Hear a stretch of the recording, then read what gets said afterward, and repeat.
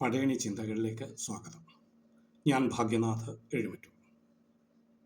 പടയണി എന്ന വാക്ക് പല ആഘോഷങ്ങളിലും കൂട്ടായ അവതരണം എന്ന അർത്ഥത്തിലാണ് ഉപയോഗിച്ച് കാണുന്നത്. അതായത് ആലപ്പുഴ ഭാഗങ്ങളിലെ ചുട്ടുപടയണിയിൽ നീളമുള്ള ചൂട്ടുകറ്റകൾ വരി വരിയായി കത്തിച്ചു പിടിച്ച് ചെണ്ടമേളത്തിൻ്റെ അകമ്പടിയിൽ നടത്തുന്ന ഒരു ആഘോഷയാത്രയുണ്ട്. ഈ ആഘോഷയാത്രയിൽ പൊക്കമുള്ള ചുട്ടുകറ്റകൾ തമ്മിലടിപ്പിച്ച് തീപ്പൊരി ചിതറിക്കുന്ന ഒരു ആകാശക്കാഴ്ച നടത്താറുണ്ട്. നൂറുകണക്കിന് ചുട്ടുകറ്റ വെളിച്ചവും തീപ്പൊരി പടരലും ആർപ്പുവിളികളുമൊക്കെ ചേർന്ന ഈ ആഘോഷത്തെ ചുട്ടുപടയണി എന്നാണ് വിളിക്കുന്നത്. ഈ ആഘോഷത്തിലെ പടയണി എന്ന വാക്കിൻ്റെ അർത്ഥം കൂട്ടായ പങ്കുചേരൽ എന്നാണ്.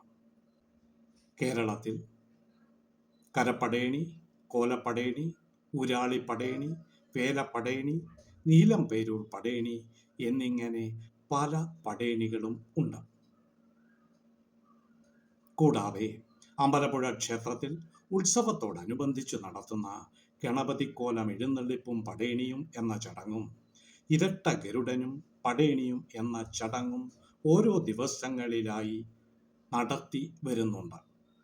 ഇവിടെയെല്ലാം പടയണി എന്ന വാക്കിൻ്റെ അർത്ഥം കൂട്ടായ പങ്കുചേരൽ എന്നു തന്നെയാണ്. ഇനി ഗോത്ര സംസ്കൃതിയിൽപ്പെടുന്ന ജാതി കൂട്ടായ്മകളിൽ വട്ടം നിന്നും കൈകോർത്തു പിടിച്ചും കോലുകൾ തല്ലിയും അല്ലാതെയും ഒരേ ചുവടുകൾ പതിഞ്ഞ താളത്തിൽ നിന്നും ദ്രുത താളത്തിലേക്ക് ചവിട്ടിക്കയറുന്ന നൃത്തരീതി നിലനിന്നിരുന്നു.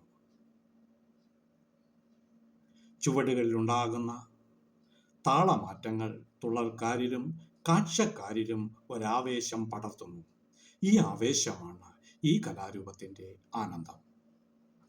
ഗോത്ര സംസ്കൃതിയിൽ പെട്ടിരുന്ന ഇത്തരം കലാരൂപങ്ങളാണ് നാം ഇന്ന് നടത്തുന്ന പുലവൃത്ത പടയണിയുടെ അടിസ്ഥാനം. പുലവൃത്തം എന്ന നൃത്തരൂപത്തിൻ്റെ ആധികാരികതയിലേക്ക് കടക്കുമ്പോൾ ചില കാര്യങ്ങളുടെ പറയാതെ വയ്യ.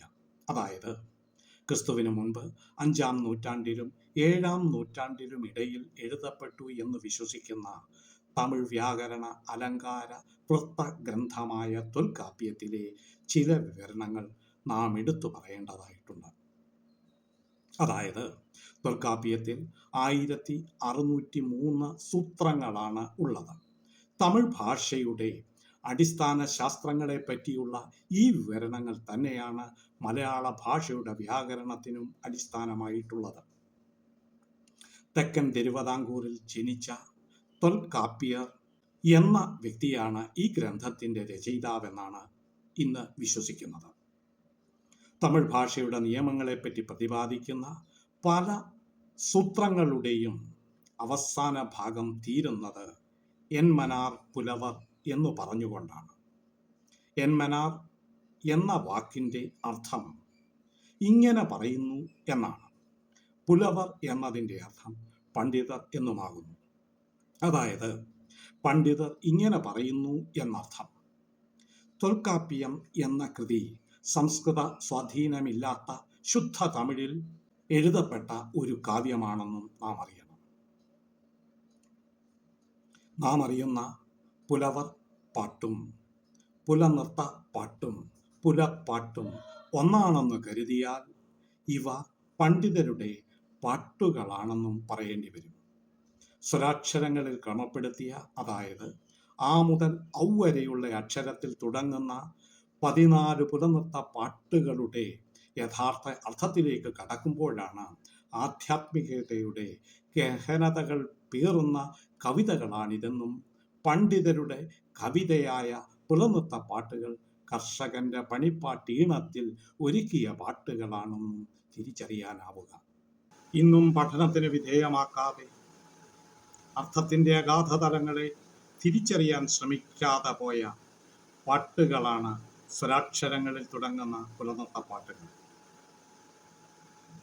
പടയണിയിൽ ഉപയോഗിക്കുന്ന മറ്റൊരു പാട്ടുകളിലും ഇത്രത്തോളം ദുർഗ്രാഹ്യത ഇല്ല എന്നതും പടയണി പുലവൃത്ത പാട്ടിൻ്റെ പ്രത്യേകത തന്നെയാണ്. കേരള മണ്ണിൽ കൃഷിപ്പാട്ടുകൾ അല്ലെങ്കിൽ പുലപ്പാട്ടുകൾ ഏറെ ഉണ്ടായിട്ടുണ്ടാവാം.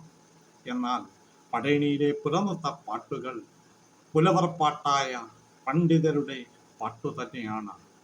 ഈ തിരിച്ചറിവ് പടയണി ലോകത്തിന് ഉണ്ടാകാൻ ഇതൊരു മാർഗനിർദ്ദേശമാകട്ടെ. നന്ദിയോടെ ഭാഗ്യനാഥ് എഴുമിട്ടു. നമസ്കാരം.